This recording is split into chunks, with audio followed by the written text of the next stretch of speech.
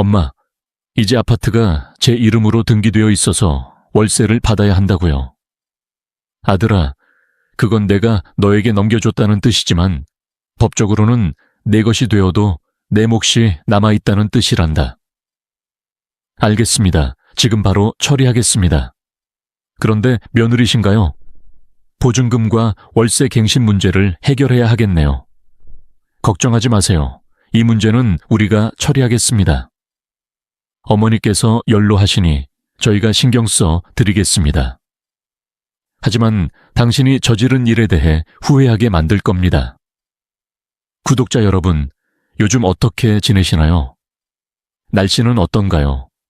혹시 고민이나 어려움이 있으신가요?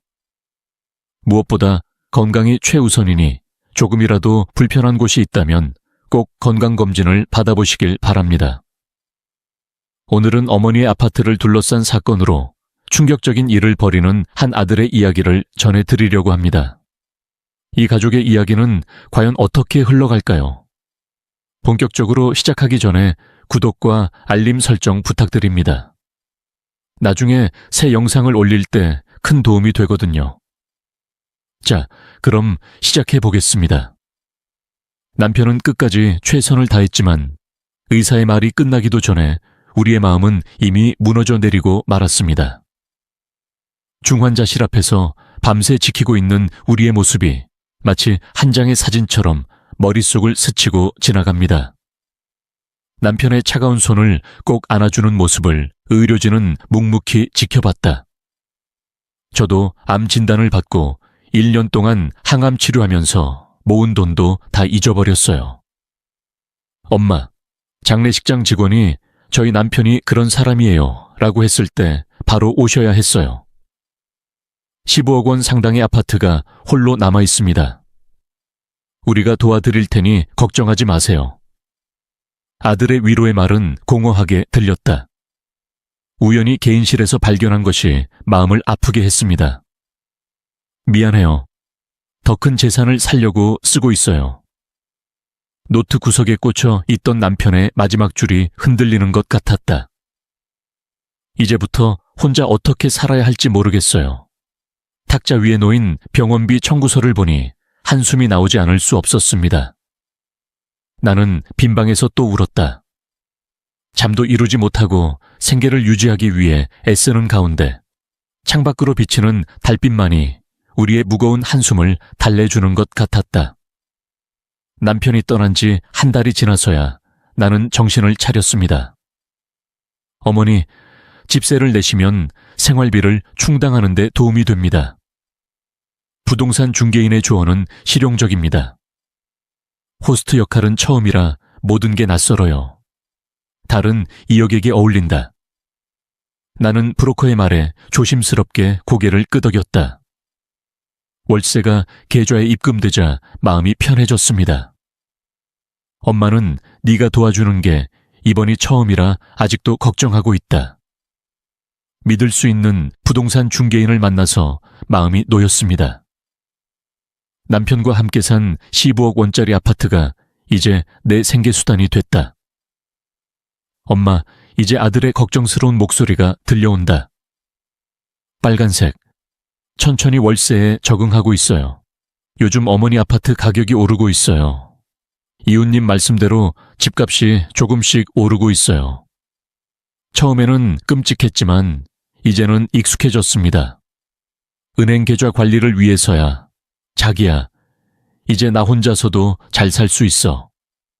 남편의 모습에 살짝 미소가 지어졌던 것 같아요. 월세는 강력한 지원입니다. 요즘 친구들 말대로 부동산 가격이 오르고 자산 가치도 조금씩 오르면서 그녀도 점차 살아나는 것 같다. 떠나는 걸 보니 남편의 선택이 옳았던 것 같아요. 그렇죠. 요즘 어지럼증이 심해서 병원으로 갔어요. 당신은 나이가 많기 때문에 학대를 중단하십시오. 의사의 말은 문득 내 나이를 깨닫게 해주었다. 그리고 나는 한숨을 쉬었다. 요즘 훨씬 더 피곤해 보여요.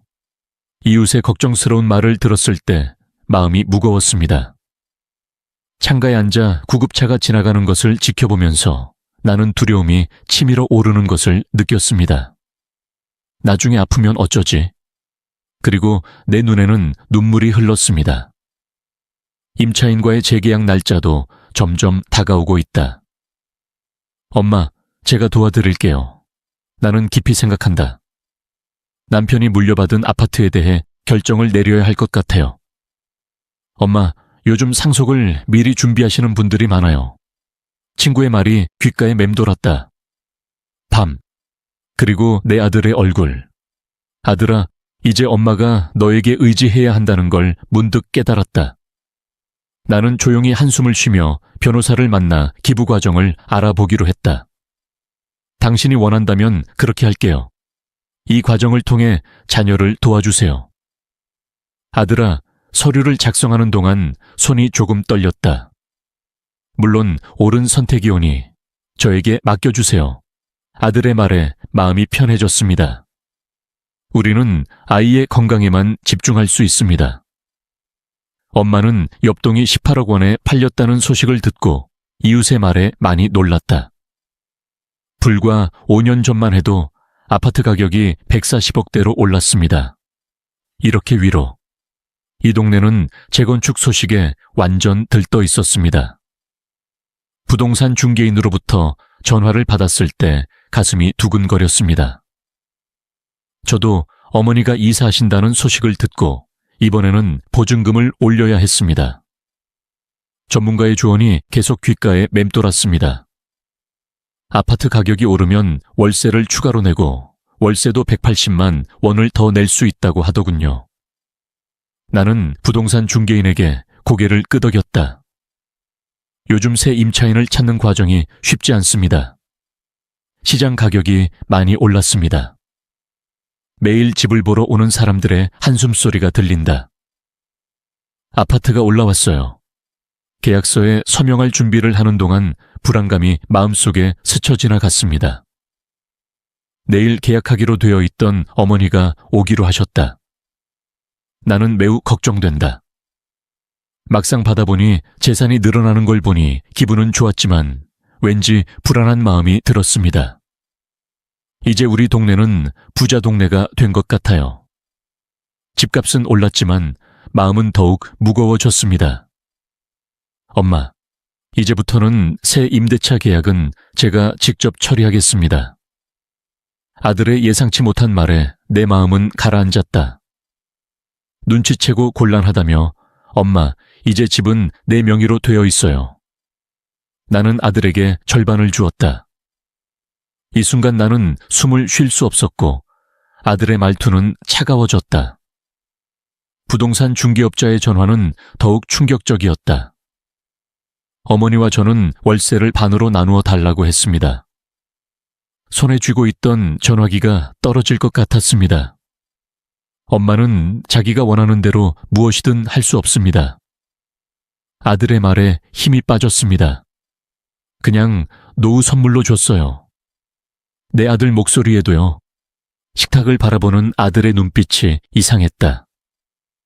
엄마, 이제부터 월 관리비 내역을 보여주셔야 해요. 나는 한숨을 쉬지 않을 수 없었다. 선물을 받은 후 달라진 아들의 모습을 보며 엄마에게 떨리는 목소리로 왜 이러세요? 라고 물었습니다. 내가 얻은 것은 차가운 대답뿐이었다. 너무 당연하지 않나요? 나는 남편을 데리고 왔습니다. 이제는 내 아들조차 낯선 사람이 되었습니다.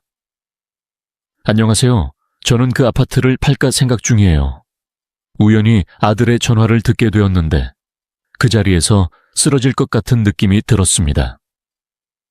1억 원 정도 될 것 같아요. 가슴이 너무 답답해서 숨을 쉴 수가 없었습니다. 소소한 말을 하지 않도록 서울에서 작은 아파트를 살 때 그 금액의 절반을 가져갈 것입니다. 들어봐요. 나머지는 사업자금으로 쓸게요. 나는 조용히 그 사람을 바라보며 울 수밖에 없었기 때문에 한마디 한마디도 조용히 말해야 했다. 아들이 한 말이 내 마음을 찌르는 칼이 됐다. 구매자를 찾는 대로 하겠다. 그 자리에서 다리가 무너졌습니다. 놀란 목소리로 달려갔다.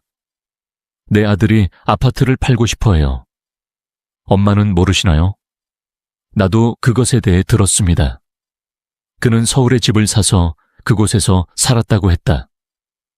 장사를 하는데 마음이 답답해요, 엄마. 매매 계약을 하면 바로 변호사에게 연락해야 하고 마음은 편하지만 마음이 더 아픕니다. 엄마 동의 없이 팔았어. 법적으로 보호받을 수 있다고 하더군요. 그런데 어떻게 알게 됐나요? 부동산 중개인의 목소리를 들었을 때 들었습니다. 그 순간이 생각나 또 눈물이 난다. 우리는 함께 심호흡을 했다. 단지 자신의 이익을 걱정해서 그런 행동을 하리라곤 상상도 못했다. 마음 한 구석이 무너지는 듯한 느낌이 들었다. 나는 분노에 가득 찬 목소리로 하늘을 올려다보며 중얼거렸다. 엄마, 이제 그게 증거예요. 변호사의 조언에 따라 나는 통화 내용을 녹음하기로 결정했습니다. 계속하세요. 내 이웃이 손을 뻗어 내게 주었다. 아들이 빨리 팔려고 했던 석삼이를 봤습니다. 내 아들이 이런 짓을 할 줄 알았어? 엄마, 나 지금은 머물 수 없어요. 주변 사람들에게 자랑하려고 밤새 뒤척이고 잠을 못 잤어요, 엄마. 표정이 너무 나빠요. 멀리서 이웃의 걱정스러운 목소리가 들리는 것 같아요. 나는 며칠 동안 제대로 식사를 하지 못했습니다. 혈압이 매우 불안정해요. 병원에서 의사는 걱정스러운 눈빛으로 말했다. 밤새 잠든 척하며 천장만 바라봤습니다. 이렇듯 사람들이 끓여주는 미역국을 한 모금 마시니 눈에서는 자꾸만 눈물이 흘러내렸다. 아들의 차가운 눈빛이 계속 저를 바라보고 있었고 아들을 품에 안고 버려서 마음이 아팠습니다.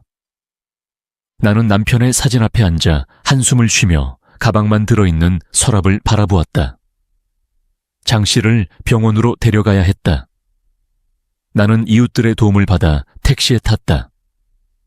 해결책은 벨을 누르고 천장을 보니 스트레스로 인한 혈압이 너무 높다는 의사의 진단을 살펴봤다.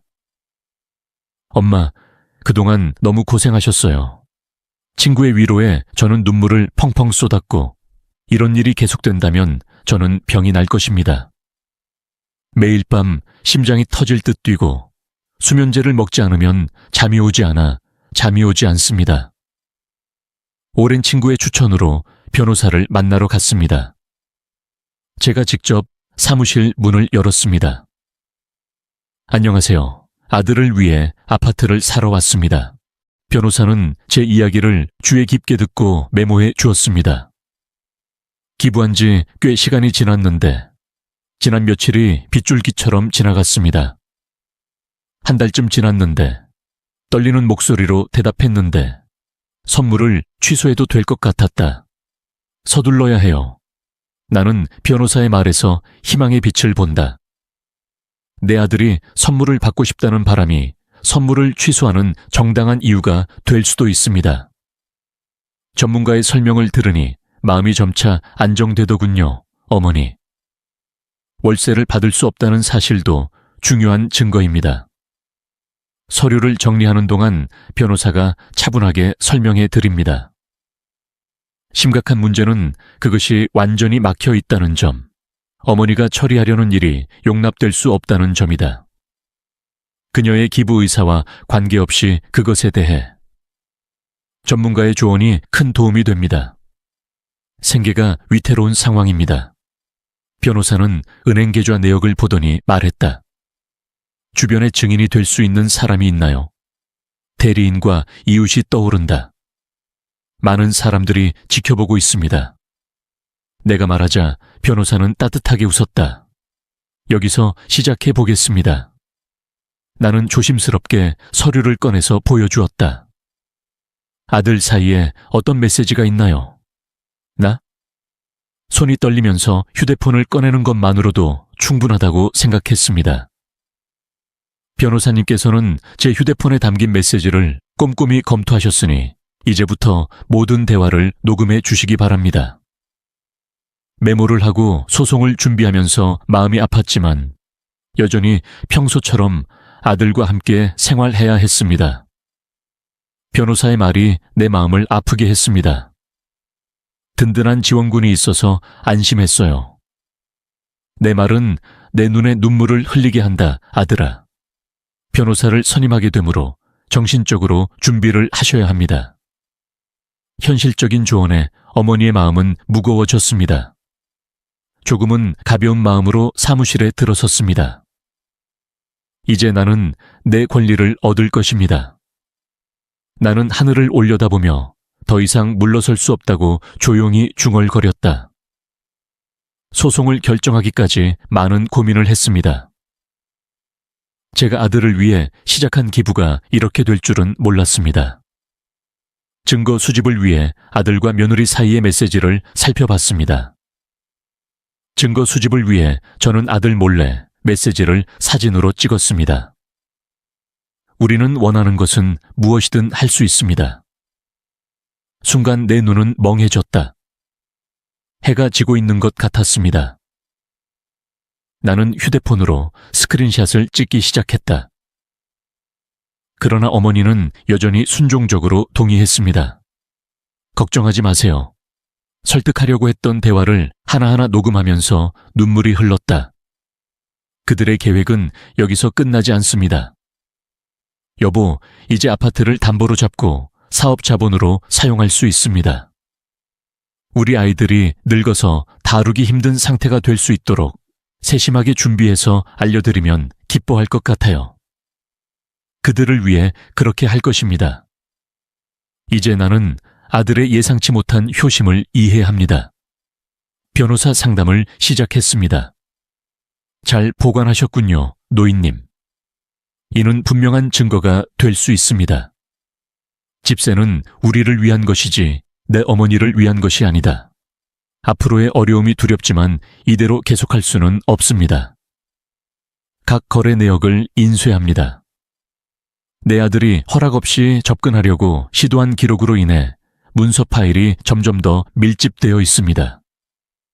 은행 직원이 촬영한 CCTV 비디오 영상도 입수했다. 엄마 은행 계좌. 증거물을 정리하면서 밤마다 울었어요. 나는 밤새도록 깨어 있었다. 친구가 찍어준 영상도 있어요. 이 모든 증거로 충분합니다. 나는 변호사의 말에서 위로를 얻었다. 각 서류 가방을 차례로 법원에 제출할 준비를 합니다. 결국 나는 남편의 사진 앞에서 중얼거렸다. 내 아들이 이것을 하고 있습니다. 이제 고통스러운 진실을 마주할 때입니다. 이제 난 돌아올 수 없는 강을 건너고 있어요, 엄마. 저를 고소할 생각이시죠? 엄마, 아직 늦지 않았어요. 밤새도록 며느리의 문자가 울렸어요. 엄마는 더 이상 우리 가족이 아닙니다. 아들이 이렇게 냉담한 말을 했을 때 혼자서 요리하고 먹는 식사는 더욱 쓸쓸해졌다. 사진을 보다가 창문 밖으로 던졌어요. 나는 돌이킬 수 없는 강을 건넜습니다. 가을이 깊어질수록 가족 간의 갈등은 점점 깊어지는 듯 선물 취소 소송이 본격화되면서 방 안에 쌓이는 것은 외로움뿐 아들의 태도도 달라지기 시작한다. 스레니야, 내가 틀렸어. 용서해 주세요. 메시지를 보는 것만으로도 내 앞에 무릎을 꿇고 있는 아들의 모습에 마음이 차가워졌습니다. 아들의 떨리는 목소리는 내 마음을 꿰뚫는 단검이 되었다. 엄마가 많이 안타깝다고 들었어요. 며느리도 찾아왔지만 나는 문을 열지 않고 여보이의 비밀번호를 찾기 위해 오랫동안 모아온 증거물을 열었다. 은행 계좌를 열고 모든 돈을 인출합니다.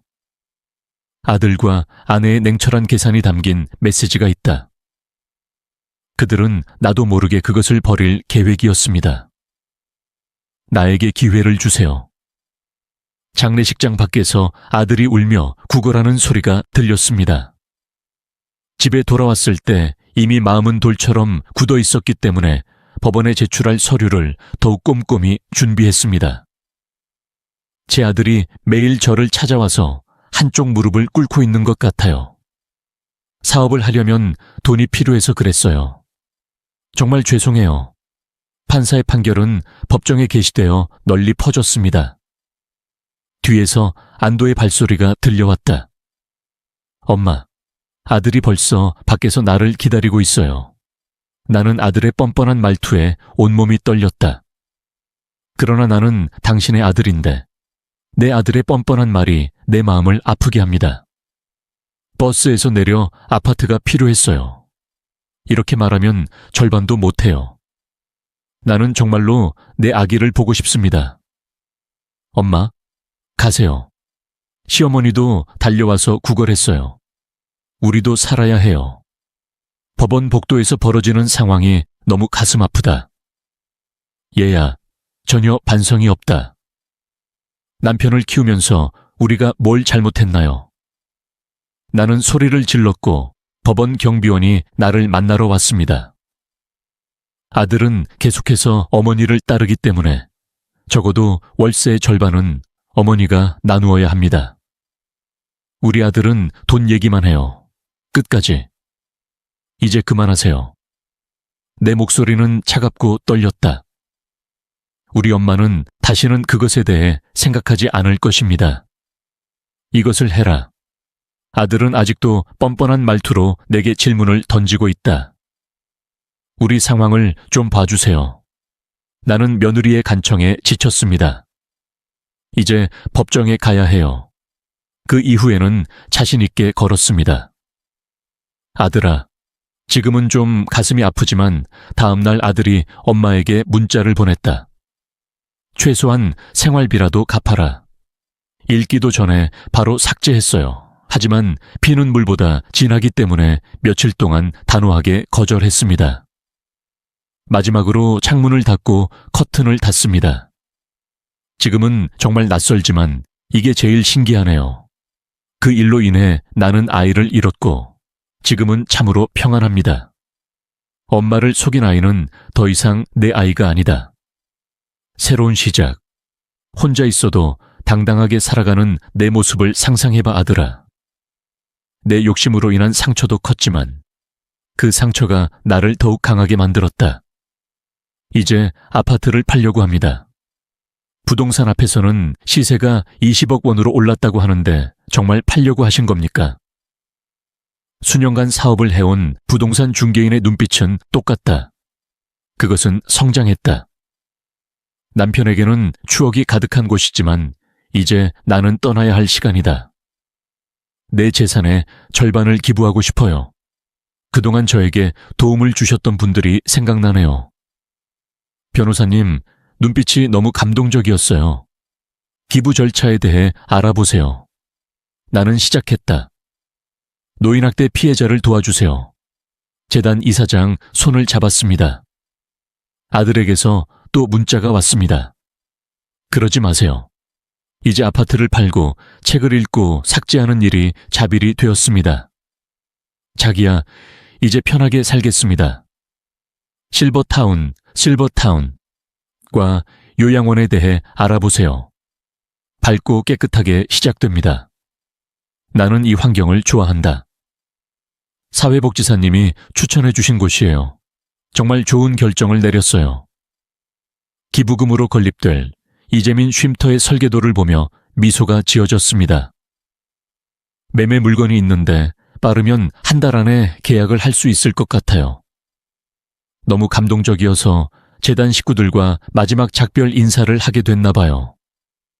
선배님들, 많은 분들이 도움을 받게 될 것 같아 눈물을 흘렸는데 이번에는 기쁨의 눈물을 흘리셨습니다. 수익금으로 복지기금, 요양원 기금 등에 기부하기 위해 무엇을 할지 적어봤습니다. 남은 인생을 계획하고 싶은데 아들이 달려오는 소리를 들으면 왜 엄마가 낯선 사람에게 돈을 주겠습니까? 나는 차갑게 문을 잠그고 귀를 막았다. 이제 내 인생은 내가 결정한다. 요양원 모형을 보다가 갑자기 남편의 추억이 생각나네요. 여보, 우리 처음 만났던 곳으로 다시 돌아갈까요? 어렸을 때 살던 시골집이 그리워요. 외딴 깊숙한 곳에 있는 작은 마을 할머니, 이곳은 여전히 그대로예요. 30년 만에 찾아간 마을이 봄바람에 흔들리는 것 같았어요. 매화나무가 먼저 나를 방했다. 이제 나는 여기서 살기로 결정했습니다. 오래된 집을 개조하기 시작했는데 우리가 처음 살았던 곳을 기억하시나요? 마당이 더 커요. 이웃집 아이들이 울타리 너머로 고개를 내밀고 있어요. 아침에 닭들이 모이는 마당이 좋아요. 와서 고추를 심으면서 땀을 닦아요. 봄비가 내릴 때 정원에 있는 묘목들. 저는 들판에서 나는 흙냄새를 좋아해요. 할머니, 상추 좀 나눠주세요. 나는 이웃과 나누는 작은 것들에 행복하다. 저녁에는 마을 아주머니들과 함께 모여서 많은 이야기를 나눴습니다. 아무 말도 하지 말고 아이들을 걱정하세요. 서로의 아픔을 위로하는 말이 참 위로가 됩니다. 텃밭을 가꾸고 밤에 누워서 별을 봅니다. 우리 어릴 때 보던 달인의 마당에 앉아 달을 바라보는 툇마루. 우리는 이야기했습니다. 우리는 봄에 식물을 파서 여름에 정원에 가져왔습니다. 양상추와 고추가 잘 자라고 있어요. 가을에는 고추 말리고 겨울에는 김치 담그고 할머니 김치 담그는 것도 도와줄 거예요. 마을 사람들과 함께 김치를 담그는 것은 재미있다. 아들이 고추를 심으러 정원에 가는 것을 생각합니다. 메뚜기 소리를 들으면서 마침내 마을 여성들과 평화를 찾았다는 생각이 들었습니다. 우리는 새참 칠리 소스가 제일 맛있다고 말하며 웃었다. 마을 사람들은 그녀가 직접 만든 간장의 맛을 칭찬했습니다. 이제는 비가 오기 전에 날씨가 걱정됩니다. 하늘을 바라보며 밭일을 하고 있는 내 모습이 이상하지만 밤의 마을로 돌아가는 걸 좋아한다. 우리는 홀에 모여 옛 노래를 불렀습니다. 그리고 웃음이 터졌다. 도시에는 화려함이 없지만 내 마음에는 평화가 있습니다. 나는 일찍 일어나 정원에 물을 줍니다. 기분은 제 일상의 일부가 되었습니다. 할머니, 오늘은 무엇을 먹어야 할까요? 나는 이웃과의 소소한 대화를 즐긴다. 시간이 지날수록 자연과 하나가 되어가는 듯한 느낌이 들었습니다. 내가 정말로 살아있다는 느낌이 든다. 지금은 아들의 고통을 생각하며 남편의 사진을 보며 미소 짓는 날이 많습니다. 이제 마을의 달빛이 나의 새로운 삶을 비추고 있습니다. 구독자 여러분, 처음 혼자 남겨졌을 때까지 제 이야기를 끝까지 들어주셔서 감사합니다. 세상이 무너지는 것 같은 느낌입니다.